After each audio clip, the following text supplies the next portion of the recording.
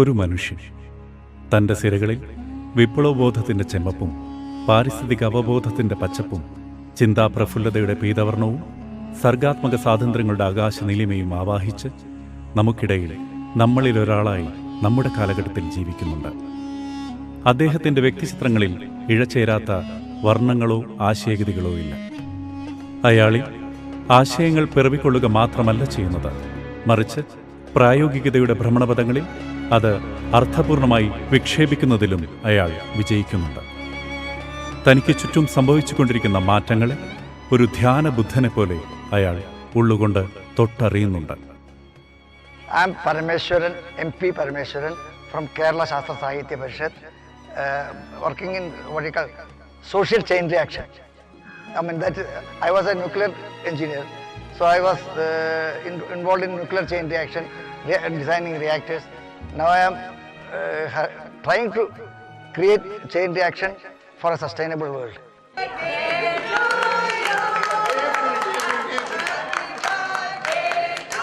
സുഹൃത്ത് വലയങ്ങൾക്കുള്ളിൽ MP എന്ന ചുരുക്കപ്പേരിൽ അറിയപ്പെടുന്ന മടങ്ങേളിയില്ലത്ത് പരമേശ്വരൻ ഇന്ത്യ കണ്ട ആദ്യകാല മികച്ച ന്യൂക്ലിയർ എഞ്ചിനീയർമാരിൽ ഒരാളാണ്. എന്നാൽ അദ്ദേഹം പൊതുജനസമക്ഷം തന്നെ പരിചയപ്പെടുത്താൻ ഇഷ്ടപ്പെടുന്നത് ഒരു സാമൂഹിക ശാസ്ത്രജ്ഞൻ എന്ന നിലയ്ക്കാണ്. ആണവ ശാസ്ത്രജ്ഞനിൽ നിന്ന് സാമൂഹിക ശാസ്ത്രജ്ഞനിലേക്ക് ഡോക്ടർ MP പരമേശ്വരൻ നടന്നു കയറിയ ദൂരമാണ് ഒരു ശാസ്ത്ര ഗവേഷണ സ്ഥാപനത്തിന്റെ 4 ചുവരുകൾക്കുള്ളിൽ ഒതുങ്ങിപ്പോകുമായിരുന്ന ധിഷണയെ പൊതുജന നന്മ ലക്ഷ്യം വെച്ചുള്ള ശാസ്ത്ര പ്രചാരണ വഴികളിലേക്ക് തിരിച്ചുവിടുന്നതിന് സഹായകരമായി മാറിയത്. സാമൂഹികവും സാമുദായികവുമായി അഭിമുഖീകരിക്കേണ്ടി വന്ന ജീവൽ സമസ്യകൾക്ക് ഡോക്ടർ MP പരമേശ്വരൻ തിരഞ്ഞെടുത്ത ഉത്തരങ്ങൾ കേവലം കാൽപ്പനിക ജൽപ്പനങ്ങൾ ആയിരുന്നില്ല, മറിച്ച് ശാസ്ത്രയുക്തിയുടെയും ജനാധിപത്യ ബോധത്തിന്റെയും ഉരക്കല്ലിൽ ഉരച്ച് പ്രയോഗക്ഷമത ഉറപ്പുവരുത്തിയ പരിഹാര നിർദ്ദേശങ്ങളായിരുന്നു. തനിക്കുവേണ്ടി അധ്വാനിക്കുന്ന സമയം കുറയുകയും മറ്റുള്ളവർക്കു വേണ്ടി അധ്വാനിക്കുന്ന സമയം കൂടുകയും ചെയ്യുമ്പോൾ മറ്റുള്ളവരുമായുള്ള ബന്ധങ്ങളും പരസ്പര ബന്ധങ്ങളും കൂടുമ്പോൾ ആ വ്യക്തി കൂടുതൽ സന്തുഷ്ടനായിരിക്കുമെന്ന് പറയപ്പെടുന്നു. ഡോക്ടർ MP പരമേശ്വരൻ ഇന്ന് ഏറെക്കുറെ സന്തുഷ്ടനായ ഒരാളാണ്. അയാൾ ഒരു വിപുലമായ കുടുംബത്തിന്റെ ഭാഗമാണ്, അതിന്റെ മുഖ്യ ചുമതലക്കാരനാണ്. എനിക്കിപ്പോൾ 81 വയസ്സ് കഴിഞ്ഞു. ഈ 81 വയസ്സിൻ്റെ ജേണി ഒന്ന് പിന്നാക്കം തിരിഞ്ഞ് നോക്കുകയാണെന്നിരിക്കുക. ഇപ്പം എത്തി നിൽക്കുന്ന സ്ഥലം വളരെ രസമായിട്ടുള്ള സ്ഥലമാണ്, അത് വേറെ പിന്നെ പറയാം, എപ്പോഴെങ്കിലും പറയാം. ഞാൻ ജനിച്ചത് എൻ്റെ അമ്മയുടെ വീടാണ്. തൃശ്ശൂരിൽ നിന്നൊരു 15 കിലോമീറ്റർ അകലെ കിരാലൂർ എന്നുള്ള ഒരു ഗ്രാമത്തിൽ മാടമ്പ് മന എന്ന് പറഞ്ഞിട്ട് മനയുണ്ട്. അവിടുത്തെ ഇപ്പോഴത്തെ പ്രസിദ്ധനായുള്ള ആൾ മാടമ്പ് കുഞ്ഞിക്കുട്ടൻ എന്ന എഴുത്തുകാരനാണ്. ആ കുഞ്ഞിക്കുട്ടൻ്റെ അച്ഛൻ്റെ പെങ്ങളാണ് എൻ്റെ അമ്മ. അവിടെ ജനിച്ചതെന്നല്ലാണ്ട് അവിടുത്തെ ജനിച്ച ഓർമ്മയൊന്നുമില്ല. ആ കാലത്ത് എന്താണെന്ന് വെച്ചാൽ നമ്പൂരിമാരുടെ ഇടയിൽ ഒരു ടാബു ഉണ്ടായിരുന്നു. അതായത് മക്കളുടെ മൂത്ത മകൻ മാത്രമേ കല്യാണം കഴിക്കാൻ സ്വജാതിയിൽ നിന്ന് വിവാഹം ചെയ്യാൻ പാടുള്ളൂ, ബാക്കിയുള്ളവർക്ക് അന്യജാതിയിൽ നിന്ന് വിവാഹം ചെയ്യാൻ പാടുള്ളൂ.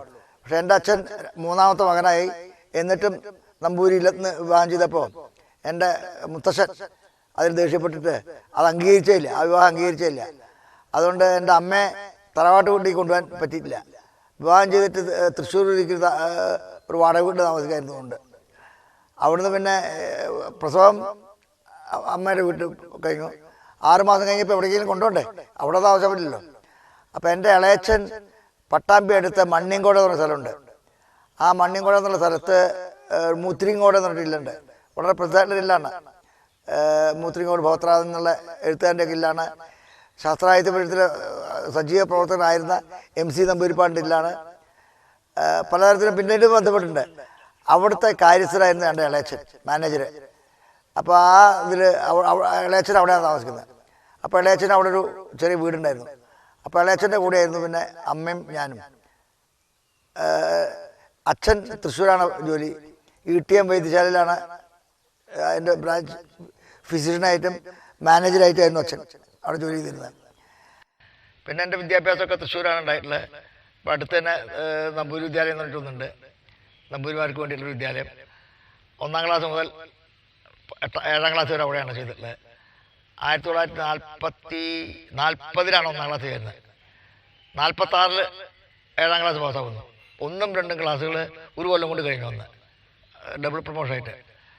46 കഴിഞ്ഞ് 46 മുതൽ 49 വരെയുള്ള 3 കൊല്ലമാണ് പിന്നെ തൊട്ടടുത്തുള്ള CMS ഹൈസ്കൂളിൽ. CMS ഹൈസ്കൂളിൽ 49 10ാം ക്ലാസ് പാസ്സായപ്പോൾ എനിക്ക് കോളേജിൽ ചേരാനൊന്ന് വയസ്സ് മതിയാവില്ല. ജനുവരി 15-നകം 14 വയസ്സ് തികയണമെന്നാണ് റൂള്. എനിക്ക് ജനുവരി 18 14 വയസ്സ് തികയുള്ളൂ. മദ്രാസ് യൂണിവേഴ്സിറ്റി ഒരു ഇളവും തരുമില്ല. അപ്പോൾ ഞാൻ സെൻറ് തോമസ് കോളേജിൽ 1 കൊല്ലം റോളിലില്ലാത്ത സ്റ്റുഡൻറ്റ്, സ്പെഷ്യൽ നമ്പർ എന്ന് പറയാൻ, റോളിലില്ലാത്ത സ്റ്റുഡൻ്റായിട്ട് പഠിച്ചു. അത് കഴിഞ്ഞിട്ട് പിന്നെ അപ്പോൾ 49 അങ്ങനെ കഴിഞ്ഞിട്ട് 50-52 ശരിക്കുള്ള ഇൻ്റർമീഡിയറ്റ് പഠിച്ചത്. 52 ഇൻ്റർമീഡിയറ്റ് പഠിച്ചു. അത് കഴിഞ്ഞ് എന്താ വേണ്ടതെന്നുള്ള ഇൻ്റർമീഡിയറ്റ് കഴിഞ്ഞാൽ പിന്നെ എന്താ വേണ്ടതെന്നുള്ളത് എൻജിനീയറിംഗ് പോകാമെന്നുള്ള വലിയ ധാരണയൊന്നും ഉണ്ടായിരുന്നില്ല, അതിനുള്ള കാശൊന്നുമില്ല. പക്ഷെ അവസാനം അച്ഛൻ ഈ വീട് പണയപ്പെടുത്തിയിട്ട് കാശെടുക്കാൻ തീർച്ചയാക്കി. അങ്ങനെ അച്ഛൻ ധൈര്യം കാണിച്ചിട്ട് ഒരു റിസ്ക് എടുത്തിട്ടാണ് എന്നെ എഞ്ചിനീയറിംഗ് അയക്കുന്നത്. കോളേജിലെ ബ്രൈറ്ററായിട്ടുള്ള സ്റ്റുഡൻസൊക്കെ സിവിലും മെക്കാനിക്കലും എടുത്തുകൊണ്ട് ഇലക്ട്രിക്കൽ ഞാൻ ബ്രൈറ്റസ്റ്റ് ആയിട്ട് മാറി. അങ്ങനെയുണ്ടായത്. അങ്ങനെ പക്ഷേ മാത്രമല്ല, കോളേജിൽ നിന്ന് ആ ഇതിൽ ഫസ്റ്റ് റാങ്കായിട്ട് പാസ്സാവുകയും ചെയ്തു. പക്ഷേ റിസൾട്ട് പറഞ്ഞതിന് മുമ്പ് തന്നെ 1956 ഏപ്രിൽ ആയപ്പോഴേക്കും ഇലക്ട്രിസിറ്റി ഡിപ്പാർട്ട്മെൻറ്റിലാണ് ജോലി കിട്ടി. ഒരു 2-3 മാസം ജോലി എടുത്തു. അപ്പോഴേക്കും പിന്നെ ബോംബെ പോയി. എം പി ഒരു പൊതുപ്രവർത്തകനാണെന്ന് എനിക്കറിയില്ലായിരുന്നു. അത് പൊതുപ്രവർത്തനത്തിനോട് തീരെ ഇഷ്ടമില്ല, ഇനി അതും പറയാം. അങ്ങനെയുള്ളൊരു കുടുംബത്തിലാണ് ഞാൻ വന്നത്. എൻ്റെ അച്ഛൻ ജന്മിയായിരുന്നു. ഞങ്ങൾ ആ നാട്ടിലെ പ്രമാണിമാരാണ്. ആ രീതിയിൽ വളർന്ന എന്നെ 19 വയസ്സിൽ ഇങ്ങോട്ട് കൊണ്ടുവന്നു. അപ്പോഴാണ് MP കാണുന്നത്. MP എഞ്ചിനീയറാണ് BRCയിൽ. അത് മാത്രമേ എനിക്ക് അറിയുള്ളായിരുന്നു. അപ്പോൾ അച്ഛൻ ആ പഠിത്തവും ജോലിയും മാത്രമാണ് നോക്കിയിരിക്കുന്നത്, എൻ്റെ അച്ഛൻ. അത് തെറ്റിയിട്ടൊന്നുമില്ല, അതാണ്. പക്ഷേ അപ്പോൾ അതുകൊണ്ട് ഈ പൊതുപ്രവർത്തനം എന്നുള്ളൊരു ശൈലി അങ്ങനത്തെ ഒരു ബാക്ക്ഗ്രൗണ്ടേ എനിക്കറിയില്ല. അതാണ്. പിന്നെ എന്തൊക്കെ പറഞ്ഞാലും നല്ല ജോലിയാണല്ലോ. അച്ഛൻ നമുക്കൊന്നും വോയിസ് ഇല്ല ആ കാലത്ത്. ഇപ്പം കല്യാണം കഴിക്കും 19 വയസ്സ് പറഞ്ഞ ഒരു പെൺകുട്ടിയായാലും ആ കാലത്ത് ഇന്നത്തെ കുട്ടികളെ പോലെ ഒരു അത്രയും കൂടി ഇത് അറിയില്ല. 10ാം ക്ലാസ് വരെ പഠിച്ചു അത്രയേ ഉള്ളൂ.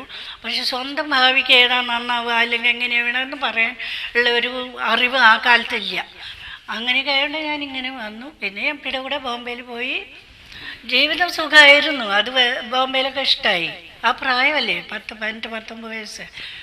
യാത്ര ഇഷ്ടമാണ്, സിനിമ ഇഷ്ടമാണ്, അങ്ങനെയൊക്കെ. പക്ഷേ ഈ ബാക്ക്ഗ്രൗണ്ട്, ഈ കുടുംബത്തെ പറ്റി ഒട്ടും അറിയില്ലായിരുന്നു എനിക്ക്. ഇങ്ങനെ ഒരു സാഹചര്യം ഈ കുടുംബത്തിന് മുഴുവൻ ചുമതല MPക്കാണെന്നൊന്നും എനിക്കറിയില്ലായിരുന്നു. അപ്പോൾ ഒന്ന് ആലോചിച്ച് നോക്കൂ, ആ കാലത്തെ ഒരു പെൺകുട്ടിയുടെ ഞങ്ങളുടെ ജാതിയിൽ പറയില്ല, നമ്പൂതിരിമാർ വളരെ ഇതാണ്, പെൺകുട്ടികളോടൊന്നും ഒരു സ്വാതന്ത്ര്യമില്ല. പിന്നെ ഞാൻ ആ രീതിയിലാണ് ആലോചിക്കാനുള്ള പ്രായം. എനിക്ക് 19 വയസ്സായെങ്കിലും അതൊന്നും അറിയില്ല.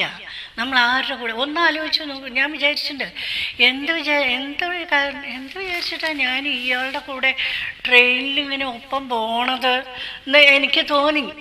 സത്യം പറഞ്ഞാൽ എനിക്ക് അന്ന് തോന്നിയതാണത്. അപ്പോൾ ഇദ്ദേഹത്തിനാണെങ്കിൽ ധാരാളം ആൾക്കാർ ഫ്രണ്ട്സിന് ട്രെയിനിലും എല്ലാ കൊല്ലം ജോലി വരണതാവില്ലേ നാട്ടിൽ. അപ്പോൾ അവരുടെ അടുത്തൊക്കെ വർത്തമാനം പറഞ്ഞു. ഞാൻ എപ്പോഴും അവിടെയും ഒറ്റയ്ക്കിരിക്കും. ഫസ്റ്റ് ക്ലാസ് അതൊക്കെ നല്ലതാണ്, യാത്രയ്ക്കാന്ന് സുഖമായിരുന്നു. പക്ഷെ ഒറ്റയ്ക്കിരിക്കൽ ഒരു പരിധിവരെ എനിക്കിഷ്ടമാണ്. ഞാനത് പറയാം. അതായത് എന്താ വെച്ചാൽ നമ്മുടെ ഈ വൈരുദ്ധ്യം ഇങ്ങനെ ആക്കിയത് ഒരു തരത്തിൽ എനിക്ക് നന്നായി തോന്നുന്നത് അതാണ്. അതിനൊരു കാരണം, ചെറുപ്പത്തിലും ഞാൻ ധാരാളം വായിക്കും. പഠിക്കാൻ വലിയ ഉത്സാഹമൊന്നുമില്ല, പഠിച്ചു വരണമെന്നൊന്നും അറിയില്ല, പക്ഷെ ധാരാളം വായിക്കും. എൻ്റെ അച്ഛനാണ് അതിനുള്ള പ്രേരണ. അച്ഛൻ എപ്പോഴും പറയും, 7-8 വയസ്സാകുമ്പോൾ അവർക്ക് പറയും മാതൃഭൂമി ദിവസേന വായിക്കണം എന്ന് പറയും. അതാണ് അച്ഛൻ പറഞ്ഞതെന്നില്ല. പിന്നെ അച്ഛൻ എപ്പോഴും എഴുതിയും വായിക്കുകയും ചെയ്യണ ഒരാളായിരുന്നു. അന്നത്തെ കാലത്ത് നമ്പൂതിരിമാരുടെ ഇടയിൽ അത്രയധികം യാത്ര ചെയ്തും ഇത്രയധികം പുസ്തകങ്ങൾ എഴുതിയുള്ള ആൾക്കാർ കുറവാണ്. വാസം പറഞ്ഞാൽ അച്ഛൻ നല്ലൊരു എന്താ പറയുക, ഈ MPക്കും അച്ഛനെ കഴിഞ്ഞിട്ടേ ഉള്ളൂ MPക്ക് എപ്പോഴും സ്ഥാനം. അത്ര അധികമാണ്. ആ അച്ഛൻ്റെ മകളായതാണ് എൻ്റെ ഒരു ഇത് എനിക്കെപ്പോഴും ഈ അനുഭവിക്കാൻ, ഇതൊക്കെ സഹിക്കാൻ പറ്റില്ലേ. അതിൻ്റെ കാരണം അച്ഛൻ്റെ ഉപദേശങ്ങളും അച്ഛൻ ആ കുട്ടിക്കാലത്തും കൂടെ കൊണ്ട് നടക്കും.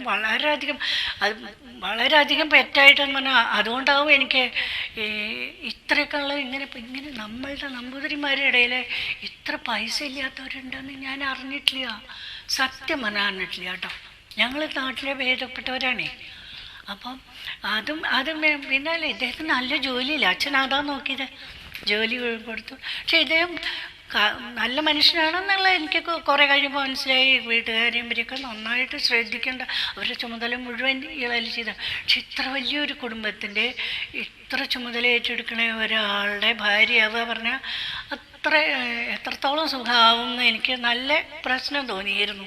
പക്ഷെ എൻ്റെ ആ ഒരു ഭാഗം എന്നേക്കാളും അധികം എം പിക്ക് മനസ്സിലായതുകൊണ്ട് കുറച്ച് അച്ഛനോട് സംസാരിച്ചിട്ടുണ്ടാവും. അവർ തമ്മിൽ കണ്ടിട്ടുണ്ട്, ഞാൻ കണ്ടിട്ടില്ല എന്നേ ഉള്ളൂ. അച്ഛൻ എം പി കണ്ടിട്ടുണ്ട്, സംസാരിച്ചിട്ടും ഉണ്ടാവും.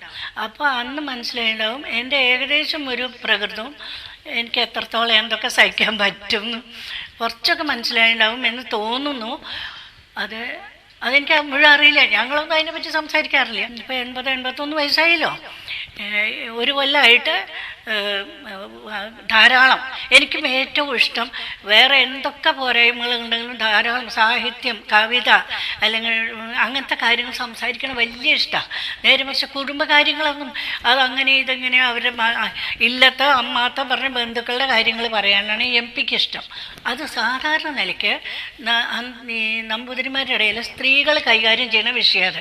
അപ്പം ഞാൻ ഇദ്ദേഹത്തിനോട് പറയിടയ്ക്ക് നിങ്ങൾ പെണ്ണായി ജനിക്കേണ്ടതായിരുന്നു എന്ന് ഞാൻ പറയാം. വെച്ചാൽ അമ്മയുടെ തണല്ല, അമ്മയുടെ ഇതിലാണ് എം പിയുടെ കുട്ടിക്കാലം. 1957 ഒക്ടോബർ 4 ആ ഡേറ്റ് ഞാൻ ഒരിക്കലും മറക്കില്ല. എൻ്റെ ജീവിതത്തിലെ പ്രധാന ദിനാണ്. അന്നാണ് സോവിയറ്റ് യൂണിയൻ ആദ്യത്തെ സ്പുട്നിക് വിടുന്നത്, ഏറ്റവും ആദ്യത്തെ സ്പുട്നിക്. അപ്പോൾ അറ്റോമിക് എനർജിയിലുള്ള സോവിയറ്റ് യൂണിയൻ കുറേ മുന്നേറിയിട്ടുണ്ട്. ഇപ്പോൾ സ്പേസിലും മുന്നേറിയപ്പോൾ ഞങ്ങൾ 2-3 പേര് തീരുമാനിച്ചു നമ്മൾ റഷ്യ പഠിക്കണം. ഞാൻ തീരുമാനിച്ചു ഉപരിപഠനത്തിൽ റഷ്യയിലേക്ക് പോകാനാണ് വേണ്ടത് തീരുമാനിച്ചു. അതിനുള്ള തയ്യാറെടുപ്പ് നടത്തി. അന്ന് അങ്ങനെ തീരുമാനിച്ച 2-3 പേരിൽ ഞാൻ മാത്രമേ റഷ്യയിലേക്ക് പോകേണ്ടതുള്ളൂ. ഇത് 1957 മുതൽ 59-60 വരെ റഷ്യൻ ഭാഷ പഠിച്ചു. 2 കൊല്ലം റഷ്യൻ ഭാഷ പഠിച്ചു. അന്ന് തന്നെ ആ പഠിക്കുന്ന കാലത്ത് തന്നെ അറ്റോമിക് എനർജിയെ പറ്റിയുള്ള ഒരു വലിയ മേജർ ടെക്സ്റ്റ് ബുക്ക് ഇംഗ്ലീഷിലേക്ക് തർജ്ജമ ചെയ്തു. അങ്ങനെ റഷ്യയിൽ ലെക്ചർ കേട്ടാലേ മനസ്സിലാവുന്നുള്ള ഇതായി. റഷ്യയിൽ എഴുതാൻ അത്രയും എപ്പോഴും കഷ്ടി തന്നെയാണ്. പിന്നെ 3 കൊല്ലം റഷ്യയിലായിരുന്നു. ആ റഷ്യയിലെ ജീവിതം മുഴുവൻ പറയുകയാണെന്ന് വെച്ചാൽ ഒരുപാട് അനുഭവങ്ങളുണ്ട്. പക്ഷെ ഏറ്റവും പ്രധാനപ്പെട്ട 2-3 അനുഭവങ്ങൾ എന്ന് പറഞ്ഞാൽ, ഒന്ന് സോഷ്യലിസ്റ്റ് സിസ്റ്റത്തിൻ്റെ അല്ലെങ്കിൽ കമ്മ്യൂണിസ്റ്റ് സിസ്റ്റത്തിൻ്റെ മേന്മകൾ, അതായത് ദാരിദ്ര്യമില്ല, കുട്ടികളെ ഭംഗിയായിട്ട് നോക്കുന്നു, പൂർണ്ണമായ സുരക്ഷിത ബോധം ജനങ്ങൾക്ക്. അതായത് അവർക്ക് പണം സമ്പാദിക്കേണ്ട, ഭാവിക്ക് വേണ്ടി പണം സമ്പാദിക്കേണ്ട ആവശ്യമില്ലേണ്ടി. അപ്പോൾ അങ്ങനെ അതാണ് അതിന് നല്ല നന്മ. അതേ സമയത്ത് ആ സിസ്റ്റം നശിക്കാൻ പോവാണ്, ദ്രവിക്കാൻ പോവാണെന്നുള്ളതിൻ്റെ ലക്ഷണം കണ്ടിറങ്ങിയിരുന്നു. ചെറുപ്പക്കാർക്ക് മാർക്സിസം പഠിക്കാൻ താല്പര്യമില്ല, റൂബിളിലും ഒക്കെ കരിഞ്ചന്ത, അമേരിക്കൻ സാധനങ്ങൾ കിട്ടാനുള്ള മോഹം, ഇങ്ങനെയല്ലേ ഒരു ഉപഭോഗ സംസ്കാരം കഠിനമായിട്ട് അവർ വളർത്തിക്കൊണ്ടുവന്നു. ഉപഭോഗ സംസ്കാരവും കമ്മ്യൂണിസമായിട്ട് യോജിച്ചു പോവില്ല. അതിൽ പ്രത്യേകിച്ചും മാർക്സിസ്റ്റ് പാർട്ടി നേതാക്കളെ ജനങ്ങളുമായിട്ടുള്ള ബന്ധം ആൾമോസ്റ്റ് വിച്ഛേദിച്ച മാതിരി അകന്നു. അപ്പോൾ ജനങ്ങൾക്ക് മാർക്സിസ്റ്റ് പാർട്ടി നേതാക്കളെ പേടിയുണ്ടാവുന്നല്ലാണ്ട് സ്നേഹവും ബഹുമാനവും ഇല്ലാണ്ട് ഇത്രയും അങ്ങനെ ഒരു സിസ്റ്റം തകരും. അത് തകരുന്നുള്ളതിൻ്റെ പിന്നെ തകർന്നപ്പോൾ എനിക്ക് അത്ഭുതം തോന്നിയില്ല, എത്ര കാലം നീണ്ടുന്നല്ലോ തോന്നിയുള്ളൂ. പക്ഷേ അവിടെ നിന്നൊരു കാര്യം തീരുമാനിച്ചു. ഒരു മനസ്സിലൊരു സ്വപ്നം. ആദ്യത്തെ സ്വപ്നം റഷ്യയിൽ പോകാന്നുള്ളതായിരുന്നു. രണ്ടാമത്തെ സ്വപ്നം റഷ്യയിൽ വെച്ചിട്ടുണ്ടായ സ്വപ്നമാണ്. ആ സ്വപ്നം വെച്ചാൽ ഇന്ത്യയിലെ കുട്ടികൾക്ക് മുഴുവൻ സോവിയറ്റ് യൂണിയനിൽ അന്നുണ്ടായിരുന്ന കുട്ടികളുടെ മാതിരി സന്തുഷ്ടമായി ജീവിക്കാൻ പറ്റണം. ഞാൻ ലോകത്തിലെ കുട്ടികളെ മുഴുവൻ മനസ്സ് കണ്ടില്ല, ഇന്ത്യയിലെ കുട്ടികൾക്ക് മുഴുവൻ. അത് ഒരു ഭ്രാന്ത സ്വപ്നമാണ്. ഇപ്പൊന്നും അതിൻ്റെ അടുത്തേക്കൊന്നും എപ്പോഴും എത്തിയില്ല. പക്ഷെ അത് വേണമെങ്കിൽ സോവിയറ്റ് യൂണിയനിലെ മാതിരിയുള്ള സോഷ്യലിസം നടപ്പാക്കാൻ പറ്റില്ല. ഡെമോക്രസി വേണം. ഡെമോക്രസി ഇല്ലാണ്ട് പറ്റില്ല. അപ്പം ഡെമോക്രസി വേണമെച്ചാൽ 2-3 കാര്യങ്ങൾ വേണം. ഡെമോക്രസി വേണമെച്ചാൽ ഒന്ന്, ആധുനിക യുഗത്തിലൊരു ഡെമോക്രസി വേണമെച്ചാൽ ആധുനിക യുഗത്തിലെ ശാസ്ത്രത്തിൻ്റെയും സാങ്കേതിക വിദ്യയുടെയും അറിവ് ജനങ്ങൾക്ക് സാമാന്യമായിട്ട് ജനങ്ങൾക്ക് ഉണ്ടാകണം. ഇല്ലെങ്കിൽ തീരുമാനമെടുക്കാൻ പറ്റില്ല. 1960-കളുടെ മധ്യത്തിൽ ഡോക്ടർ MP-യെ പരിചയപ്പെടുമ്പോൾ ഇന്ന് ഞാനും ഡോക്ടർ MP-യും ഊർജരംഗത്ത് ബദലുകൾക്ക് വേണ്ടി വളരെ കാലമായി പ്രവർത്തിച്ചുകൊണ്ടിരിക്കുന്ന മേഖലയിലേക്ക് ഞങ്ങൾ രണ്ടുപേരും ഒന്നിച്ച് ചിന്തിക്കുവാൻ തുടങ്ങിയിരുന്നില്ല. അന്ന് ശാസ്ത്ര പ്രചരണം മാത്രമായിരുന്നു ലക്ഷ്യം, അത് മാതൃഭാഷയിൽ ചെയ്യുക എന്നുള്ള ഒരു ലക്ഷ്യം. അത് നിറവേറ്റാൻ വേണ്ടിയുള്ള ഒട്ടേറെ കടമ്പകൾ പരിഹരിക്കുന്ന കാര്യത്തിൽ ഡോക്ടർ പരമേശ്വരൻ അന്ന് ബോംബെയിൽ BRCയിൽ വർക്ക് ചെയ്യുന്ന കാലത്ത് ആദ്യമായി ശാസ്ത്ര സാങ്കേതിക പദാവലി എന്ന ഏറ്റവും വലിയ കീറാമുട്ടി പരിഹരിക്കാനുള്ള നിർദ്ദേശങ്ങളും പ്രവർത്തനങ്ങളുമായിട്ട് മുമ്പോട്ട് വന്നു. ആദ്യമായ ഒരു ശബ്ദാവലി ഉണ്ടാക്കുവാനുള്ള ശ്രമം തന്നെ തുടങ്ങി. My name is Dr. T.V. Venkateshwaran. I am currently a scientist with the Vigyan Prasad Department of Science and Technology, Government of India. I am also a science activist inspired by Dr. M.P. Parameswaran. If we look at science popularization, till 75, the science popularization looked at the first dimension, which is communicating science in a very interesting way. There is a huge importance for it, given the fact that the science education in formal system is in apathic condition, given the fact that still, if you look at the India as a whole, large number of people are illiterate. The average schooling is, I think, less than 5 years. So in that condition, I mean, the first dimension, that is communicating science in a interesting and accessible way, is a very, very important activity. But then there is another dimension that has emerged from 1975, which is to look at the connection between science, society and technology. You know, I mean, in contemporary times, given the fact that science and technology is pervading all our aspects of life, it is not only about knowing what the world is, it's also about how are we going to use that knowledge to some purpose. So the question of purpose, to what end, how, what are the means by which we are going to do this comes into picture.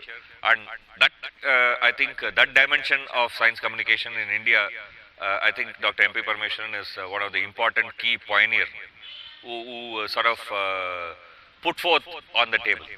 ജനാധിപത്യ വിപുലീകരണ പ്രക്രിയയിൽ ശാസ്ത്ര സാങ്കേതികതയുടെ വ്യാപനം എത്രമാത്രം അനിവാര്യമാണ് എന്ന ബോധ്യത്തിന്റെ അടിസ്ഥാനത്തിലാണ് കേവലം പരീക്ഷണശാലയുടെ അതിരുകൾക്കുള്ളിൽ കുരുങ്ങിക്കിടന്ന ശാസ്ത്രനേട്ടങ്ങളെ സാധാരണ ജനങ്ങളുടെ അടിസ്ഥാന ജീവിത ആവശ്യങ്ങൾ നിറവേറ്റാൻ സഹായകരമാവുന്ന രീതിയിൽ ഉപയോഗിക്കാൻ ഡോക്ടർ MP മുന്നിട്ടിറങ്ങിയത്.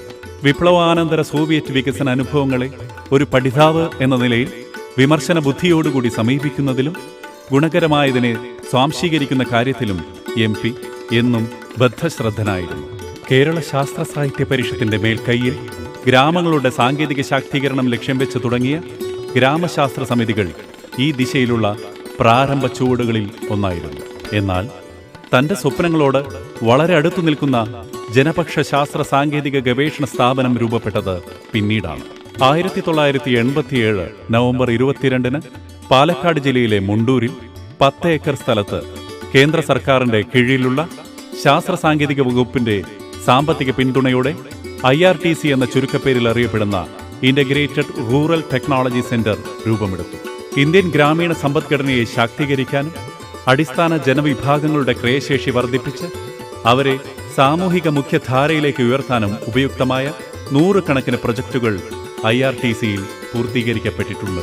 നിരവധി പ്രൊജക്ടുകൾ പൂർത്തീകരണത്തിന്റെ വിവിധ ഘട്ടങ്ങളിലാണ്. ഗ്രാമീണ മേഖലയിൽ തൊഴിൽ ലഭ്യത ഉറപ്പുവരുത്താൻ സഹായകരമായ ചെറുതൊഴിൽ സംരംഭങ്ങളുടെ മാതൃകകൾ വികസിപ്പിക്കുക എന്നത് IRTCയുടെ പ്രധാന ലക്ഷ്യങ്ങളിൽ ഒന്നാണ്. സോപ്പ് നിർമ്മാണം, പന്നി വളർത്തൽ, കൂൺ കൃഷി, പോട്ടറി, അലങ്കാര മത്സ്യ വളർത്തൽ തുടങ്ങിയ വിവിധങ്ങളായ മേഖലകളിൽ സംരംഭകത്വം വളർത്തുന്നതിന് സഹായകരമായ ആശയപരവും സാങ്കേതികപരവുമായ പിന്തുണ കൊടുക്കുന്നതിൽ IRTCയുടെ ഇടപെടൽ ഫലപ്രദവും അർത്ഥപൂർണവുമായിരുന്നു. ഇന്ത്യൻ സമ്പദ്ഘടനയെ സാങ്കേതികപരമായി നവീകരിക്കാനും ശാസ്ത്രബോധത്താൽ ഉത്തേജിപ്പിക്കാനും IRTC നടത്തുന്ന പരിശ്രമങ്ങളുടെ പിറകിൽ ഡോക്ടർ MP പരമേശ്വരന്റെ കലവറയില്ലാത്ത പിന്തുണയും സഹായവും എപ്പോഴും ഉണ്ടാകാറുണ്ട്. IRTCയിൽ വെച്ച് നടക്കുന്ന നയപരവും പ്രയോഗപരവുമായ ആലോചനാ യോഗങ്ങളിലും പരിശീലന കളരികളിലും ഡോക്ടർ എം പി പരമേശ്വരൻ നിത്യസാന്നിധ്യമാണ്. തലമുറകൾക്കിടയിൽ സംഭവിച്ചേക്കാവുന്ന ആശയപരമായ വിടവുകൾ പുതുതലമുറയുമായുള്ള നിരന്തര സഹവാസത്തിലൂടെയും കൂട്ടായ പ്രവർത്തനങ്ങളിലൂടെയും ഡോക്ടർ എം പി പരമേശ്വരൻ സമർത്ഥമായി മറികടക്കുന്നുണ്ട്. ശാസ്ത്രത്തെ ജനകീയവൽക്കരിക്കുക എന്നത് ജനാധിപത്യ വിപുലീകരണത്തിൽ അത്യന്താപേക്ഷിതമാണ്. അതിന് സാമൂഹിക യുക്തികളുടെയും സാമൂഹിക ബോധത്തെ നിർണ്ണയിക്കുന്ന ഘടകങ്ങളെയും തിരിച്ചറിയേണ്ടത് അത്യാവശ്യമാണ്.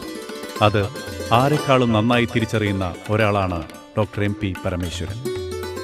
പ്രായലിംഗഭേദമന്യേ ആളുകളുമായി ആശയവിനിമയം നടത്താൻ ഡോക്ടർ എം പി ആർജിച്ച നിപുണതയും നിർമ്മലതയുമാണ് അദ്ദേഹത്തെ മികച്ച ഒരു ശാസ്ത്ര പ്രചാരകനാക്കുന്നത്.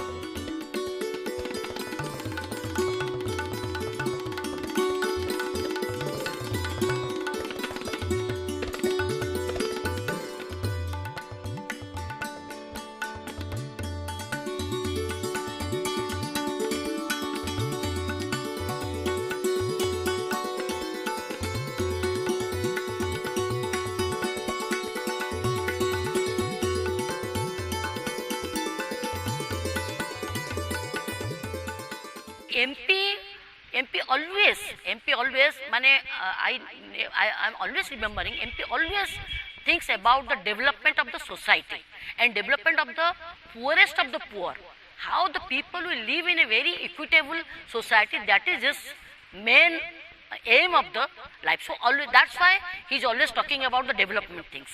So many stories with MP that we have, because we have been sitting, we have sat long times in meetings, informally, formally, and also have went to many places, many districts with him, and he's always talking like that.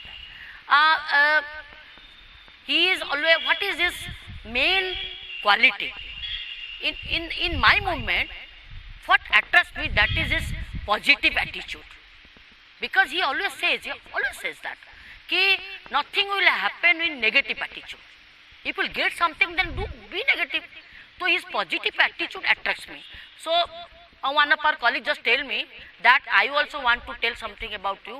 Our service attorney just tell me that when you will be 80 years, then at that time, if I am alive, then I will speak on you that how you are brisk and cheerful. So I have told him that this type of things gives us this type of strength. So MP always thinking about the development of the society, right? I am telling about some examples in Right to Education, just 2009. In Right to Education, he always speaks about the education of the marginalized community, of Dalit, of Adivasi, of the girls, how they will get education, how will dialogue with the people, and that dialogue will bring one charter of demand, one education plan from the village to national, and we have to put to the government that decides. And second thing also that many good things is happening all over India, but the country and the political situation does not bring that good things. So we have to bring the good experiences of the PSM on education, on doing appropriate technology, on gender issues, on like developing the self-help groups, how women were struggling there. In that way we can bring and we can give to the society and the country that this is being happen. How this will be happen is happening because of the people are working at the ground level. That's why this is happening. So this type of things is always. He says that when you are in speed, you are running so fast. Don't tucker in the wall. So you please see how can you go. So you take the side gate and go. If you tucker, then what will happen? Your head is injured and you will fall down and your time will be and you can't go there. So this is strategy. Strategy means strategy in that way कि when you are working you have to be very strategic.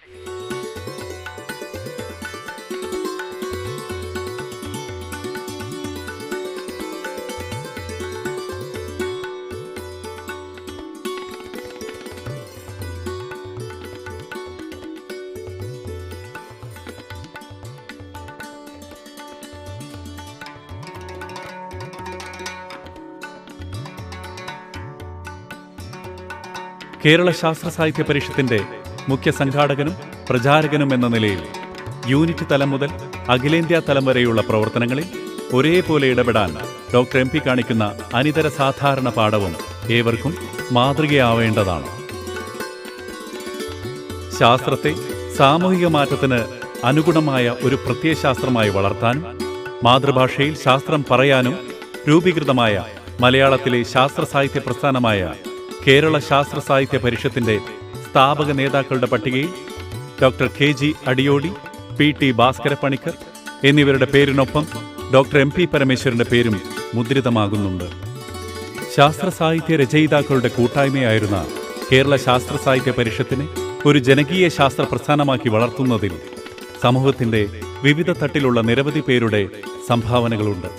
ശാസ്ത്ര ഗവേഷകർ, അധ്യാപകർ, ആരോഗ്യ പ്രവർത്തകർ, തൊഴിലാളികൾ, യുവാക്കൾ, സ്ത്രീകൾ എന്നീ സമസ്ത മേഖലയിലെയും ജനങ്ങളുടെ പ്രസ്ഥാനമായി വളരാൻ കേരള ശാസ്ത്ര സാഹിത്യ പരിഷത്തിന് കഴിഞ്ഞു. ഇവരെയെല്ലാം സംഘടന എന്ന ഒരൊറ്റ ചരടിൽ കോർത്ത് പുരോഗമനോന്മുഖമായി ചരിക്കാൻ, അതിന് കൃത്യമായ ദിശാബോധം പകരാൻ കഴിയുന്ന രീതിയിൽ വിപുലമായ സൗഹൃദങ്ങളുടെ ശൃംഖല ഡോക്ടർ MP പരമേശ്വരൻ പ്രസ്ഥാനത്തിന് അകത്തും പുറത്തും രൂപപ്പെടുത്തുകയുണ്ടായി. അംഗങ്ങൾക്കിടയിൽ രൂപപ്പെടുന്ന കളങ്കരഹിതവും ലാളിത്യപരവും നിസ്വാർത്ഥവുമായ ജൈവിക ബന്ധമാണ് പാരിഷത്തികത എന്ന പേരിൽ പൊതുവെ അംഗീകരിക്കപ്പെടുന്നത്. ഒന്നായി പാടാനും ഒന്നായി പറയാനും ഒന്നായി പ്രവർത്തിക്കാനും കഴിയുന്ന സ്നേഹബന്ധം. പാരിഷത്തികത ഒരു സംസ്കാരമായി വളർത്തുന്നതിൽ മാതൃകാപരമായി മുന്നിൽ നിൽക്കുന്ന അതുല്യ വ്യക്തിത്വമാണ് ഡോക്ടർ MP പരമേശ്വരൻ. സമൂഹം നേരിടുന്ന ഏതൊരു പ്രശ്നങ്ങളെയും സർഗാത്മകമായി അഭിസംബോധന ചെയ്യുന്ന വ്യക്തികളുമായും ഗ്രൂപ്പുകളുമായും ചേർന്ന് നിൽക്കാൻ ഡോക്ടർ MP കാണിക്കുന്ന വ്യക്തിവൈശിഷ്ട്യം ശ്രദ്ധേയമാണ്. ചിന്തകളിലും പ്രവൃത്തികളിലും നിറഞ്ഞു നിൽക്കുന്ന ഗുണാത്മക ഊർജം MP-യെ നിരന്തരം ഉത്തേജിപ്പിച്ചുകൊണ്ടിരിക്കുന്നു.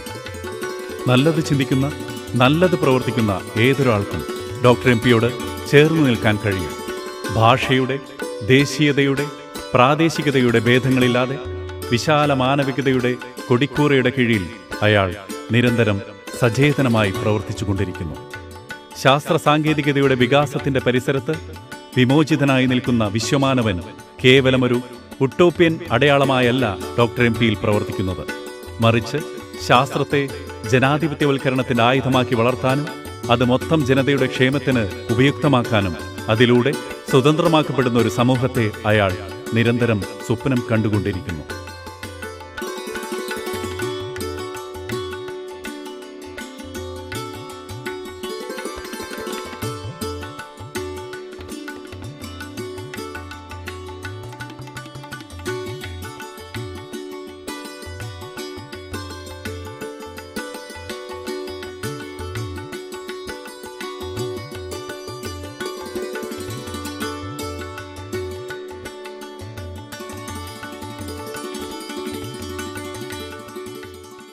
कि डॉक्टर MP परमेश्वरन माने हम आपको बता सकते हैं कि पूरे हिंदी एरिया में अगर लिटरेसी कैंपेन नहीं होता तो सोसाइटी के अवेयरनेस पर बात ही नहीं होता, और उसमें सबसे बड़ा कंट्रीब्यूशन डॉक्टर MP परमेश्वरन का है।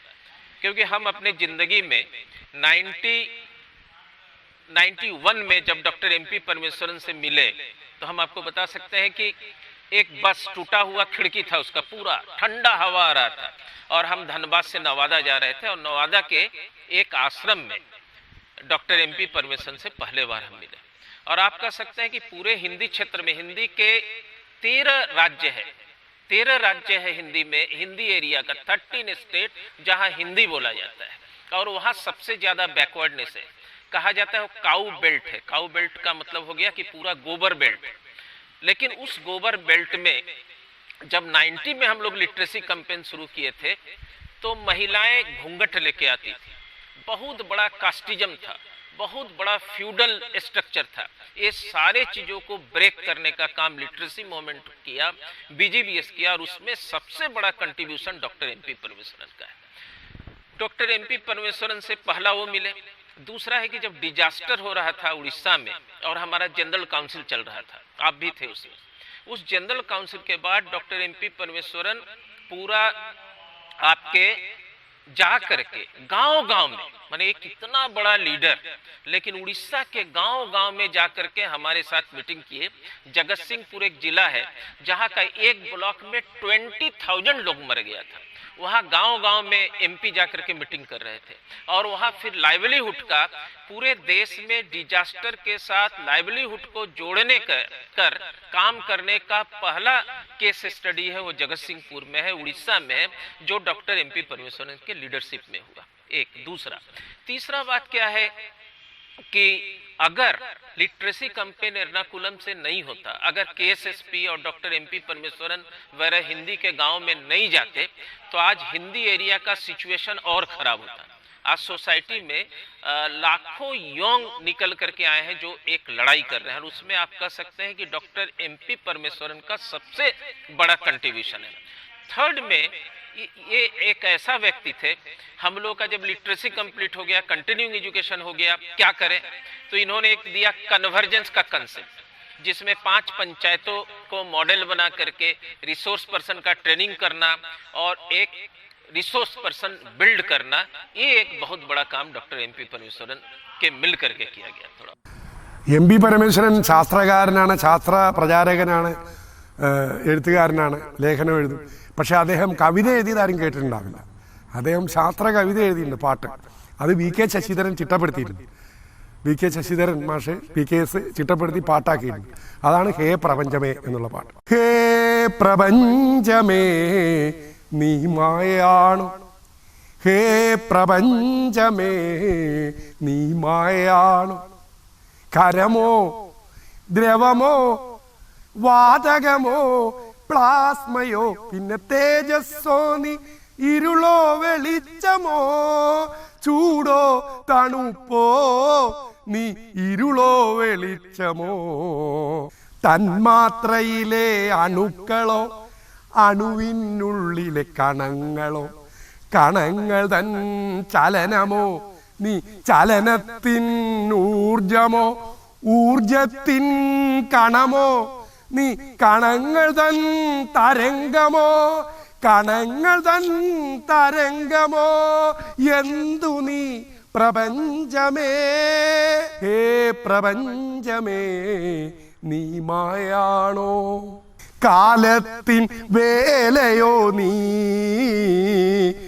മാനത്തിൻ വേഷമോ നീ മായയെന്നോ നിൻ പേർ എവിടെ നീ പറയാൻ വിഷമം എങ്ങു പോകുന്നു നീ പറയാൻ വിഷമം അനിശ്ചിതത്വമെന്നോ നിൻ പേർ പറയാൻ വിഷമം നിന്നെ സൃഷ്ടിച്ചതാര് ആ സ്രഷ്ടാവിൻ സ്രഷ്ടാവേത് നിൻ തുടക്കമെന്ത് നിൻ അന്ത്യമെന്ത് അജ്ഞേയയോ നീ അപ്രാപ്യയോ നീ അജ്ഞേയയോ നീ അപ്രാപ്യയോ നീ ഇല്ലായ്മയോ വെറും ഇല്ലായ്മയോ ഇല്ലായ്മയോ വെറും ഇല്ലായ്മയോ എന്നുത്തമ രൂപമാം മനുഷ്യാനി കണ്ണടച്ചിരുട്ടാക്കാതെ കർമ്മം ചെയ്യുക മനുഷ്യാനി ജ്ഞാനം നേടുക മനുഷ്യാനി സ്വതന്ത്രനാവുക മനുഷ്യാനി. 1970കളുടെ മധ്യത്തോടു കൂടി തന്നെ പരിഷത്തിന്റെ പ്രവർത്തനത്തെ അഖിലേന്ത്യാ തലത്തിലേക്ക് വ്യാപിപ്പിക്കുന്നതിനെ കുറിച്ചുള്ള ആലോചനകൾ ആരംഭിച്ചിരുന്നു. അതിനും ബീജാവാപം ചെയ്യുന്നത് ഒരു തരത്തിൽ MP തന്നെയാണെന്ന് പറയാം. MP-ക്ക് ധാരാളം ബന്ധങ്ങൾ മറ്റ് സ്ഥാപനങ്ങളുമായിട്ടും ശാസ്ത്ര ചിന്തകരായിട്ടൊക്കെ ഉണ്ടായിരുന്നു. ആ ആലോചനകളിൽ നിന്നാണ് ഇതിൻ്റെ തുടക്കം. അതിൻ്റെ ഒരു പരിപാടി പരിഷത്തിൻ്റെ കലാജാഥകളെ ഒരല്പം തമിഴ്നാട്ടിലേക്ക്, ഒരല്പം കർണാടകത്തിലേക്ക് ഇങ്ങനെയൊക്കെ നീട്ടുന്ന ഒരു പദ്ധതിയിൽ നിന്നാണ് തുടങ്ങിയത്. അന്ന് ചെറുതായി പ്രവർത്തനം ആരംഭിച്ചിട്ടുള്ള തമിഴ്നാട് സയൻസ് ഫോറം സഹായിച്ചു. കർണാടകത്തിലെ കർണാടക രാജ്യ വിജ്ഞാൻ പരിഷത്ത് അതിനെ സഹായിച്ചു. അത് വളരെ വിജയകരമായിരുന്നു. അത് കഴിഞ്ഞപ്പോഴാണ് ഈ അഖിലേന്ത്യാ തലത്തിലുള്ള ഒരു ജാഥയെക്കുറിച്ച് ആലോചിക്കാൻ തുടങ്ങിയത്. അതിന് പ്രധാന നിമിത്തമായത് ഭോപ്പാൽ ഗ്യാസ് ട്രാജഡിയാണ്. അപ്പോൾ അതുമായി ബന്ധപ്പെട്ട് ഒരു വിപുലമായ കലാജാഥയും ഭോപ്പാലിൽ ചെന്ന് അവസാനിക്കുന്ന തരത്തിലുള്ളൊരു പരിപാടി ആസൂത്രണം ചെയ്തു. അതിൻ്റെയും പ്രധാന അപ്പോൾ എം പിക്ക് അന്നുണ്ടായിരുന്ന കുറേയധികം ബന്ധങ്ങൾ, ഉദാഹരണമായിട്ട് ഡൽഹി സയൻസ് ഫോറം ആരംഭിച്ചു കഴിഞ്ഞപ്പോൾ അവരുമായിട്ടുണ്ടായിരുന്നൊരു ബന്ധം, ഭോപ്പാലിലെ ഏകലവ്യ എന്ന് പറയുന്ന ഗ്രൂപ്പും കിഷോർ ഭാരതി ഗ്രൂപ്പൊക്കെ ആയിട്ടുണ്ടായിരുന്ന ബന്ധം, മഹാരാഷ്ട്രയിലെ ലോക് വിജ്ഞാൻ സംഘടന എന്ന് പറയുന്ന ഗ്രൂപ്പായിട്ടുള്ള ബന്ധം, ഇതൊക്കെ പ്രയോജനപ്പെടുത്തിക്കൊണ്ടാണ് പതുക്കെ ആ പ്രവർത്തനം ആരംഭിച്ചത്. അങ്ങനെ ആദ്യമായിട്ട് ഡിപ്പാർട്ട്മെൻറ്റ് ഓഫ് സയൻസ് ആൻഡ് ടെക്നോളജിയിലെ national council for science and technology, അവരുടെ ശാസ്ത്ര പ്രചരണ വിഭാഗം, അവരുടെ സഹായത്തോടുകൂടി ഒരു ദേശീയ തലത്തിൽ ഭാരത് ജനവിജ്ഞാൻ ജാഥ എന്ന് പറയുന്ന ഒരു വിപുലമായ കാശ്മീർ മുതൽ കന്യാകുമാരി വരെ 5 ജാഥകൾ അത് ഒരുമിച്ച് ഭോപ്പാലിൽ സമാഗമിക്കുന്ന തരത്തിലൊരു വലിയ പ്ലാനിങ് നടത്തി. അതിൻ്റെ പ്രധാന ആസൂത്രകൻ എം പി തന്നെയായിരുന്നു. അതിൻ്റെ കൺവീനറും അങ്ങനെ ഉണ്ടാക്കിയ കോർഡിനേഷൻ കമ്മിറ്റിയുടെ ജനറൽ കൺവീനർ എം പി ആയിരുന്നു. ധാരാളം ചെറുപ്പക്കാരായിട്ടുള്ള ശാസ്ത്രജ്ഞന്മാർ, ഗവേഷകർ ഒക്കെ ഈ ആശയവുമായിട്ട് കൂടി ചേർന്ന് പ്രവർത്തിച്ചു തുടങ്ങി. ആ പ്രവർത്തനത്തിൽ നിന്നാണ് പതുക്കെ all India people science network ഉണ്ടായി വരുന്നത്. 1986 കണ്ണൂരിൽ നടന്ന ഒന്നാമത്തെ ജനകീയ ശാസ്ത്ര കോൺഗ്രസ്സിൽ വെച്ചിട്ട് AIPSL രൂപീകരിക്കപ്പെടുകയും ഒന്നാമത്തെ സെക്രട്ടറി ആയിട്ട് MP തിരഞ്ഞെടുക്കപ്പെടുകയും ചെയ്തു. 1980 നമ്മൾ ശാസ്ത്ര കലാജാഥ ശാസ്ത്രാഹിത്യ പരിഷത്ത് തുടങ്ങുന്നത്. പക്ഷെ അതിന് എത്രയോ മുമ്പ് തന്നെ കലാപരിപാടികൾ അവിടെ ഇവിടെയൊക്കെ അവതരിപ്പിക്കുമായിരുന്നു. പക്ഷേ ഈ ശാസ്ത്ര കലാജാഥ എന്നുള്ള ആശയം മുന്നോട്ട് വയ്ക്കുന്നത് ഡോക്ടർ MP പരമേശ്വരനാണ്. അതൊരു കമ്മിറ്റി തീരുമാനത്തിൻ്റെ അടിസ്ഥാനത്തിലല്ല, അദ്ദേഹത്തിൻ്റെ തലയിൽ ഉദിച്ച ഒരു ആശയമാണ് പിന്നീട് പ്രാവർത്തികമാക്കിയത്. 80 തിരുവനന്തപുരത്ത് തമിഴ്നാടിൻ്റെ ബോർഡറിലുള്ള കാരക്കോണത്തു നിന്ന് കാസർഗോഡ് വരെ 1.5 മാസം. അപ്പോൾ ആ കലാജാഥ എന്നുള്ള ആശയം അദ്ദേഹത്തിൻ്റെ ഒരു സ്വപ്നമായിരുന്നു. അത് മാത്രമല്ല, അദ്ദേഹത്തിൻ്റെ വീട്ടിൽ വെച്ചിട്ട്, തൃശ്ശൂർ MP വീട്ടിലാണ് നമ്മളിതിൻ്റെ എല്ലാ ആലോചനാ യോഗങ്ങളും നടത്തിയത്. തൃശ്ശൂരിലുള്ള വീട്ടിൽ പ്രൊഫസർ B. അരവിന്ദാക്ഷൻ, മുല്ലനേഴി മാഷ്, VK ശശിധരൻ, ഞങ്ങളെല്ലാവരും ഉണ്ടായിരുന്നു. പക്ഷെ അതെല്ലാം കഴിഞ്ഞിട്ട് പിന്നെ ഇതിൻ്റെ ക്യാമ്പ് നടത്തിയത് തിരുവനന്തപുരത്തുള്ള MP വീട്ടിലാണ്. MP പട്ടത്തുള്ള വീട് എടുത്തിട്ടാണ് നമ്മൾ കലാജാഥ ക്യാമ്പ് നടത്തിയത്. അല്ലാതെ വേറെ അവിടെ സ്വാഗത സംഘമൊന്നും ഉണ്ടായിരുന്നില്ല. പിന്നീട് ഇങ്ങോട്ട് എല്ലാ വർഷങ്ങളും ഇതൊരു അനുഷ്ഠാനം പോലെ ഒരു സ്ഥാപനവൽക്കരിച്ചതിന് ശേഷവും ശാസ്ത്ര കലാജാഥ എന്നുള്ളൊരു ആശയം പ്രാവർത്തികമായി അത് ലോക ശ്രദ്ധയിൽ വന്നതിന് ശേഷവും എല്ലാ കലാജാഥ പരിശീലന ക്യാമ്പിലും ഒരു ആദ്യന്തക്കാരനാണ് MP. കേരള ശാസ്ത്ര സാഹിത്യ പരിഷത്തിന്റെ ഉദ്ദേശലക്ഷ്യങ്ങൾ പ്രചരിപ്പിക്കാൻ കാലാകാലങ്ങളിൽ വ്യത്യസ്തങ്ങളായ പ്രചാരണ ഉപാധികൾ രൂപപ്പെടുകയുണ്ടായി. രൂപപരമായ വൈവിധ്യം കൊണ്ടും പ്രമേയങ്ങളുടെ വ്യത്യസ്തതകൾ കൊണ്ടും ലളിതമായ ദൃശ്യസംഗീതാവിഷ്കാരങ്ങൾ കൊണ്ടും ശ്രദ്ധേയമായിരുന്നു ശാസ്ത്രകലാജാഥകൾ. അഖിലേന്ത്യാ തലത്തിൽ തന്നെ സുസംഘടിതമായ ഒരു ജനകീയ ശാസ്ത്ര പ്രസ്ഥാനം വളർത്തുന്നതിൽ കലാജാഥകളുടെ പങ്ക് വിവരണാതീതമാണ്. ഇന്ത്യയിൽ ബദൽ രാഷ്ട്രീയ വികസന തന്ത്രങ്ങൾ പ്രചരിപ്പിക്കുന്നതിനും വികസിപ്പിക്കുന്നതിനും ഇന്ത്യൻ പൗരസമൂഹത്തിന് കേരള ശാസ്ത്ര സാഹിത്യ പരിഷത്ത് നൽകിയ മൗലികമായ സംഭാവനയായി ശാസ്ത്രകലാജാഥയെ കാണാവുന്നതാണ്. അതുവരെ സമൂഹം ഗൗരവമായി അഭിസംബോധന ചെയ്യാതിരുന്ന പാരിസ്ഥിതിക പ്രശ്നങ്ങളും ലിംഗവിവേചനത്തിന്റെ പ്രശ്നങ്ങളും ആരോഗ്യരംഗത്തെ അശാസ്ത്രീയതയും ലാഭക്കുതിയും ഭരണകൂട ഭീകരതയും യുദ്ധാസക്തിയും സമൂഹ മനസാക്ഷിക്ക് മുന്നിൽ അവതരിപ്പിക്കാനും പ്രസ്തുത വിഷയങ്ങളിൽ അർത്ഥപൂർണമായ അഭിപ്രായങ്ങൾ രൂപീകരിക്കാനും കലാജാഥകൾക്ക് സാധിച്ചു.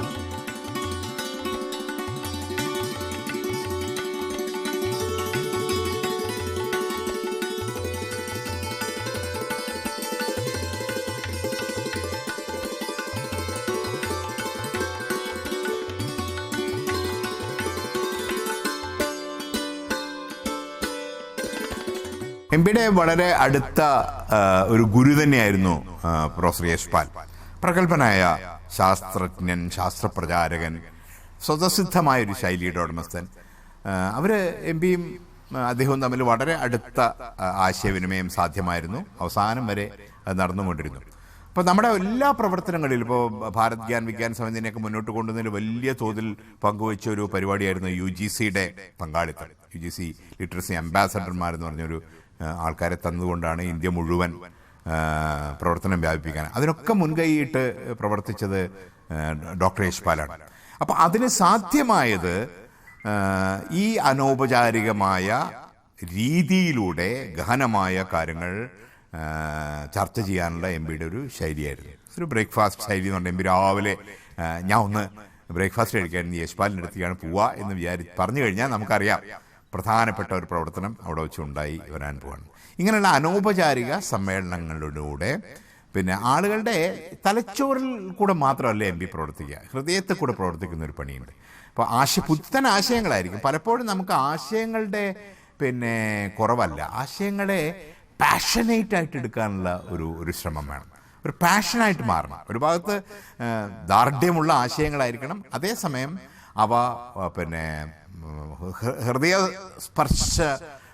ഹൃദയത്തെ സ്പർശിക്കുന്ന തരത്തിൽ ഉൾക്കൊണ്ട് ജനങ്ങളിലേക്ക് ഇറക്കാൻ സാധിക്കും. അങ്ങനെയാണ് ജനകീയ പ്രവർത്തനങ്ങൾ ഉണ്ടാവുക. വളരെ ബുദ്ധിപരമായി മിന്നിത്തിളങ്ങുന്ന ആശയങ്ങളായതുകൊണ്ട് ജനങ്ങളുടെ അടുത്ത് എത്തില്ല. അപ്പം സാക്ഷരത സൈദ്ധാന്തികമായി വളരെ പ്രധാനപ്പെട്ടതാണ്. പക്ഷെ സൈദ്ധാന്തികമായ സാക്ഷരതയുടെ പ്രാധാന്യം മാത്രമല്ല, അത് പലതരത്തിലുള്ള പ്രവർത്തനങ്ങളിലൂടെ ജനങ്ങളുടെ ഒരു വമ്പിച്ച മൂവ്മെൻ്റാക്കി മാറ്റിയെടുക്കാൻ സാധിച്ചു. അതിൽ വളരെ പ്രധാനപ്പെട്ടൊരു പങ്ക് എം പിക്ക് വയ്ക്കാൻ സാധിച്ചിട്ടുണ്ട്. ഇപ്പോൾ APSനെയും ഒരു ശാസ്ത്രസഭ, ശാസ്ത്രജ്ഞന്മാരുടെ ഒരു സഭ എന്നതിനപ്പുറത്തേക്ക് ജനങ്ങളുടെ ഒരു പ്രസ്ഥാനമാക്കി മാറ്റുന്നതിന് എം പിയുടെ കാഴ്ചപ്പാട് സഹായിച്ചിട്ടുണ്ട്. 90കളിലെ ആദ്യമാണല്ലോ ഇത് എം പി ഇങ്ങനെ ഈ 4ാം ലോക വാദം. അപ്പോൾ ആ തരത്തിലുള്ള ചില വാദമുഖങ്ങൾ ഉന്നയിച്ചപ്പോൾ തന്നെ ചില പ്രധാനപ്പെട്ട പാർട്ടി നേതാക്കന്മാർ അത് യുക്തിസഹമല്ല, നിങ്ങളത് അങ്ങനെ പറയരുത്, അത് പ്രചരിപ്പിക്കണ്ട എന്ന് എം പിയോട് പറഞ്ഞിരുന്നു. അതങ്ങനെ അവർ വിട്ടിരുന്നു. പിന്നീട് അത് വന്നത് കേരളത്തിൻ്റെ പ്രത്യേക സാഹചര്യത്തിലാണ്. നമ്മുടെ ജനകീയാസൂത്രണം നടപ്പാക്കി അതുമായി ബന്ധപ്പെട്ട് അതിനെതിരായി MN വിജയൻ മാഷും ഒരു സെറ്റും നമ്മുടെ മലപ്പുറത്തുനിന്നൊരു സെറ്റും കൂടി ഇതിനെതിരായി പലതരത്തിലതിനെ ദുർവ്യാഖ്യാനം ചെയ്തെല്ലാം. ആ പശ്ചാത്തലത്തിലാണ് പിന്നെ എം പിയും പാർട്ടിയും തമ്മിലുള്ളത്. അപ്പോൾ ഇവർ വിജയൻ മാഷിൻ്റെ കൂടെയുള്ളവരും MP ഐസക്കിനെയാണ് അവർ ലക്ഷ്യമിട്ടത്. ഐസക്ക് പിന്നെ അത് പരസ്യമായിട്ടത് പറയാത്തതുകൊണ്ട് അവർക്ക് അങ്ങനെ പിടിക്കാൻ പറ്റിയില്ല.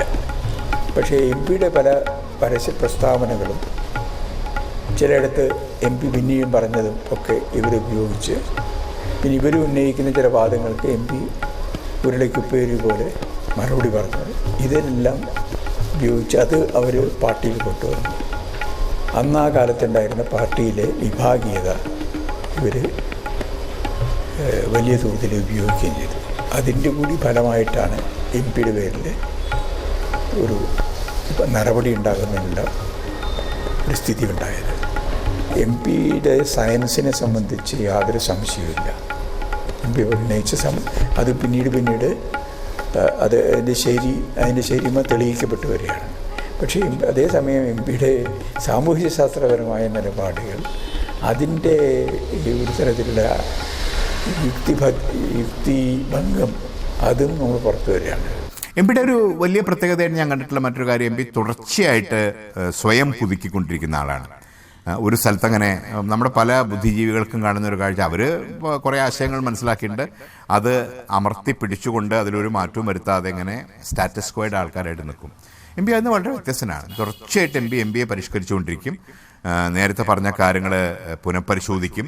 പുനർവായനകളും പുനഃപ്രസ്താവനകളൊക്കെ ഉണ്ടാവും. ഇപ്പോൾ MP കടുത്തൊരു മാർക്സിസ്റ്റാണോ അല്ലെന്നാണ് എൻ്റെ അഭിപ്രായം. കടുത്തൊരു ഗാന്ധിയനാണോ അല്ല. ജനനന്മയ്ക്കും സമൂഹത്തിൻ്റെ പുരോഗതിക്കും വേണ്ടിയിട്ട് പിന്നെ ഈ ആശയങ്ങളൊക്കെ ഉപയോഗപ്പെടുത്തണം. അത് പല ചെരുവുകളിൽ ആവശ്യമായിട്ട് വരും. പുതിയ സാധ്യതകൾ പ്രയോജനപ്പെടുത്തണം. എനിക്ക് തോന്നുന്നു നവമാധ്യമങ്ങളെ അല്ലെങ്കിൽ പിന്നെ യൂട്യൂബ് പോലുള്ള മാധ്യമങ്ങളൊക്കെ വലിയ തോതിൽ പ്രയോജനപ്പെടുത്തുന്നതിനെ കുറിച്ച് ആവേശപൂർവ്വം സംസാരിക്കുന്നതും MP തന്നെയാണ്. See, when we talk about the role of MP in education, what is important for us to see is that there is a vision which goes beyond what is happening at present. So, as I was talking earlier, even the whole conception of literacy mission and to convince the government that it's not going to be a technology mission like it was planned early, but it's really going to be face-to-face with volunteers and with unpaid volunteers. So there's volunteerism in sharing education. It's not a paid person. And in that, what was the most important thing was that the entire planning will be done in a decentralized manner. There'll be people's participation in planning for what literacy means to you, and how literacy is not just in a book, but literacy is from life. We are learning to read and write, but the motivation is to change our lives. So that was for us very important in the 90s, that people's participation in mobilization, people's participation, people's own songs, people's dramas, and kalajathas. So that was a major shift as far as our country is concerned, in how do you involve and mobilize people. You don't go top down saying, you're not educated, come on, I will teach you. So that was the first thing.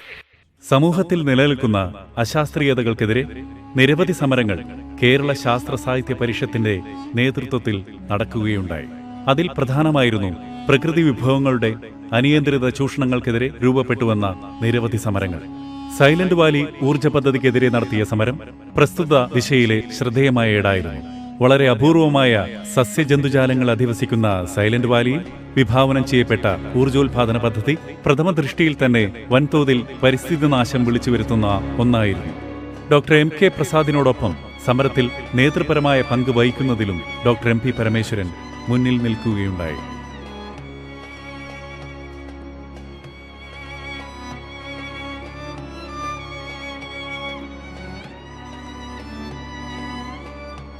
കേരളത്തിന്റെ സാമൂഹിക സാംസ്കാരിക ചക്രവാളത്തിൽ കേവലം ഒരു എഞ്ചിനീയറോ ശാസ്ത്രകാരനോ ആയി മാത്രം അടയാളപ്പെടുത്തേണ്ട ഒരു ജീവിതമല്ല doctor M.P. പരമേശ്വരൻ്റേത്. മറിച്ച് ജീവിതത്തെ അർത്ഥപൂർണമായ ചാലുകളിലേക്ക് ഒഴുക്കിവിടാനും അതിനെ സമൂഹത്തിന്റെ ഉർവരതയെ പരിപോഷിപ്പിക്കാൻ പാകത്തിൽ ഉപയുക്തമാക്കാനും പ്രതിബന്ധങ്ങളോട് രചനാത്മകമായി സംവദിക്കുകയും അയത്നലളിതമായി അതെല്ലാം അതിജീവിക്കുകയും ചെയ്യുന്ന ഒരു മഹാനദി പോലെ ഡോക്ടർ M.P. ഒഴുകിക്കൊണ്ടിരിക്കുന്നു. സ്നേഹിച്ചും കലഹിച്ചും സംവദിച്ചും കീഴ്പ്പെടാതെയും വിശ്വമാനവിക ബോധത്തെ നെഞ്ചേറ്റിയ നിറവിന്റെ മഹാസാഗരത്തെ പുൽകാനായി M.P. ഒഴുകിക്കൊണ്ടിരിക്കുന്നു.